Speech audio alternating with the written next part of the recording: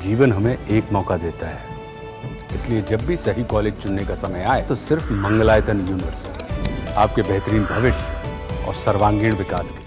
Myanmar, Thailand समेत 5 देशों में आए भूकंप के बाद जो मौत का आंकड़ा है वो काफी चौंका देने वाला है। अभी तक की जानकारी सामने आई कि 144 लोगों की मौत की खबर अब सामने आ रही है। इस पर ताजा जानकारी देने के लिए मेरे साथ मेरे सहयोगी शेखर मौजूद है। शेखर, क्या ताजा जानकारी मिल रही है? भूकंप के बाद कितने लोगों की मौत हो चुकी है? देखिए 144 लोगों की मौत इस मामले में हो चुकी है। 732 लोग जो हैं वो बताए जा रहे हैं घायल हैं। ये मौत का आंकड़ा जो है बहुत तेजी से बढ़ा है और कहां पर ये पूरी घटना घट रही है समझने के लिए हमें यहाँ पर गूगल की थोड़ी सी हेल्प लेनी होगी। गूगल मैप्स के जरिए आप देख सकते हैं कि कहां पर ये है। यहाँ पर नपाइडा करके एक जगह है म्यांमार में, और यहाँ पर ये अर्थक्वेक जो आया है बताया जा रहा है कि 10 से 30 किलोमीटर धरती के अंदर केंद्र रहा, और इसका जो असर है वो यहाँ से थाईलैंड में महसूस किया गया, चीन में महसूस किया गया, भारत के कुछ इलाकों में महसूस किया गया है। तो अब इसका दायरा देखिए कि कितने बड़े स्केल पे भूकंप हुआ, और जो तबाही को लेकर जो लेटेस्ट रिपोर्ट सामने आई है, जानकारी निकल के सामने आई है, उसमें बताया जा रहा है 144 लोगों की मौत अब इसमें हो चुकी है। इससे पहले रिपोर्ट थी कि 20 लोगों की मौत हो गई है। आशंका जताई जा रही थी कि 100 लोगों की मौत इसमें हो सकती है, लेकिन अब 144 कंफर्म हो गए हैं। स्टेट मीडिया है वहां पर MRTV, उसके हवाले से ये मौत का आंकड़ा दिया गया और बताया जा रहा है कि करीब 732 लोग जो हैं वो इसमें घायल हुए हैं। 6 अर्थक्वेक छोटे छोटे जो हैं, इसके अलावा जो पहला आया था वो 7.7 मैग्नीट्यूड का था। हालांकि ये जो आंकड़ा आया था 7.7 मैग्नीट्यूड, ये आया था अमेरिका की जो जियोलॉजिकल सर्वे है उसके से।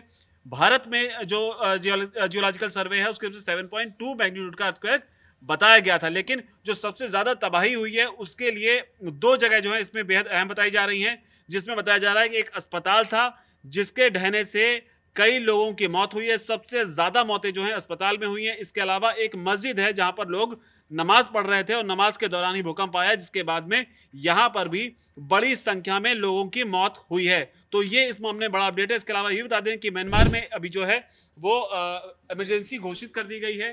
जो वहां के PM है उन्होंने अपील की है कि जो लोग जहां जहां हैं जैसे भी मदद कर सकते हैं, चाहे वो NGO हो या कोई सरकारें हों, वो इस मामले में आगे आकर मदद करें। हालांकि भारत ने पहले ही इस मामले को लेकर मदद का हाथ आगे बढ़ा दिया है। भारत ने ऑफर किया है कि जरूरत पड़ती है तो भारत इस मामले में मदद करेगा। और वैसे भी जो भारत का अपना इतिहास रहा है, इस तरह के इंसिडेंट्स में भारत हमेशा आगे जाकर मदद करता है। अगर आपको याद होगा तो टर्की का आप ले लें, और इससे पहले नेपाल में भी जब भूकंप आया था तब भी भारत ने इसमें काफ़ी मदद की थी। तो कुल मिलाकर बड़ी अपडेट यही है कि 144 लोगों की मौत हो गई, और इसमें दावा ये किया जा रहा है कि मौत का आंकड़ा जो है अभी आगे और बढ़ सकता है। बिल्कुल, इसे पूरी तरह से माना भी जा सकता है क्योंकि बहुत से लोग अभी भी लापता बताए जा रहे हैं और इतना बड़ा ये जो भूकंप है, अभी जो इससे नुकसान हुआ इसका पूरी तरह से आकलन लगा पाना भी मुश्किल है क्योंकि एजेंसीज लगातार इस प्रयास में जुटी हैं कि कैसे जो इस भूकंप के बाद नुकसान हुआ है उसका अंदाज़ा लगाया जा सके, किस हद तक उनके देशों को ये नुकसान पहुंचा। भारत सरकार ने हालांकि मदद की अपील कर दी है और मदद देने का पूरा भरोसा भी जताया है। नीरज, जो तस्वीरें आ रही हैं, जो तस्वीरें हम दिखा रहे हैं लगातार, जो तस्वीरें आ रही हैं वो अपने आप में पूरी कहानी बयां कर रही हैं। आमतौर पर भूकंप के झटके जो है दिल्ली में भी काफी महसूस किए गए, लेकिन ऊपर वाले का करम रहा कि कभी इस तरह की कोई घटना जो है इधर नहीं देखने को मिली। हालांकि हाई जोन भूकंप का यहाँ माना जाता है जिस तरीके से, लेकिन जो तस्वीरें निकल कर आ रही हैं म्यांमार से या बैंकॉक से वो बेहद डराने वाली हैं। और इसके अलावा कई सारे ऐसे वीडियोज भी वायरल हो रहे हैं जिसमें बताया जाए जब बिल्डिंगें जब हिलती हैं तो किस तरीके से स्विमिंग पूल जो बिल्डिंग के ऊपर बने हुए थे उनका पानी गिरता हुआ दिखाई पड़ता है।